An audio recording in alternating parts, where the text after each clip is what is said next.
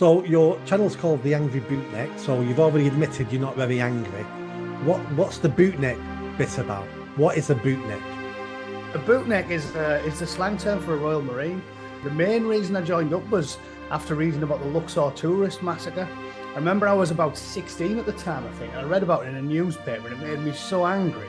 I was like, I'd like to go and hurt those people. Like, I didn't join for any noble reasons, if I'm honest. I watch quite a few of your videos and I enjoy them for several reasons. The first reason is you say it the way it is. There's no airs and graces. You don't caveat anything. It's like, bang, this is what I think. This is what I've seen. This is what's going on. And that frank talking is, I try to do that. Whether or not I'm successful at it, it's for other people to judge. But I try to be straight talking. So I appreciate you being straight talking. Well, yeah, it's to be honest, a lot of people have asked me if I script my stuff, and no, I definitely don't.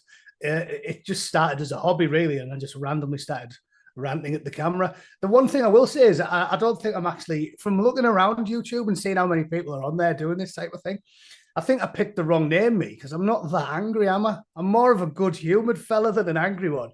But yeah, I don't plan it beforehand. I just sort of sit there and start talking and then edit it afterwards. But it seems to be working out all right. It's becoming more and more of my time, really, which is kind of a pain in some ways because I still work full time. You can't pay the bills off YouTube, can you? So yeah, I'm enjoying it, but it's getting more and more time consuming as it sort of gets a bit more popular. Yeah. So your channel's called The Angry Bootneck. So you've already admitted you're not very angry. What's the bootneck bit about? What is a bootneck? A bootneck is the slang term for a Royal Marine. The Americans call them leathernecks, so they usually understand it probably a bit earlier than the Brits do. That's where the term comes from. I believe it's because the uniform used to have a thick leather collar to protect your throat area when you're fighting people with bayonets and stuff. So that's a bootneck. Everyone in the military knows what a bootneck is. The civilians, it's only a little bit confusing for. But yeah, and I was a Royal Marine for like nearly 10 years. So um, even though my channel's not really military based, that's what my channel's called.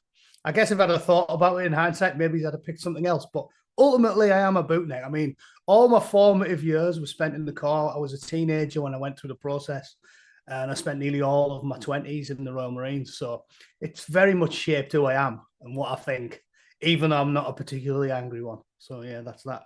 Yeah, well, once you're in the forces, I've got many friends who have been in the forces, and of course, it shapes you.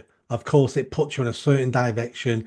It turns you into the man that you are because they take your formative years and they mold you. Now, you said before we started, you've done some tours of Afghanistan, or I think you've been to Afghanistan. You've served my country. You've served Great Britain. Um, you look around now, this country, what's going on. I think we're in a slow decline, but correct me if you don't agree with that. What what do you see and how does it make you feel? I mean, you're more invested in this in me because you've actually put your life on the line. The only thing I've ever put on the line is my career. But you've gone one step further. You put your life on the line for this fantastic country. When you look at what's going on, what do you think? How does that make you feel? I do think that people sort of over egg the pudding with the patriotism thing for the military because I think most working class lads from rough towns up north they don't join out with some naive or idealistic notions of patriotism. You join up because, well, for me, it was I wanted to get out of Middlesbrough and I needed a job, so I joined up. And I remember I always tell people when they ask me the main reason I joined up was after reading about the Luxor tourist massacre. I remember I was about 16 at the time, I think. I read about it in a newspaper and it made me so angry. I was like, I'd like to go and hurt those people. Like, I didn't join for any noble reasons, if I'm honest.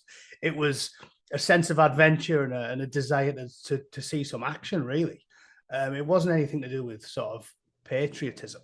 I think as you age and you get more philosophical, you get more interested in politics and stuff, I think then your attitude changes. But definitely when I was a teenager, I really didn't think that much about it. It was just, this might be interesting. And maybe I'll have a fun dust up with some horrible Bronze Age savages who do things like that, the tourists. There was nothing idealistic about it.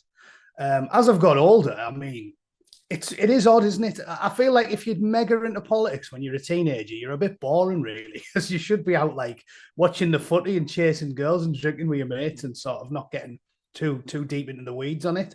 So I think what I did is a natural evolution, isn't it? You when you're a teenager and a 20 something, you're out enjoying yourself, and as you get a bit older, that's when you start really reading the newspapers every day and paying attention to what's going on.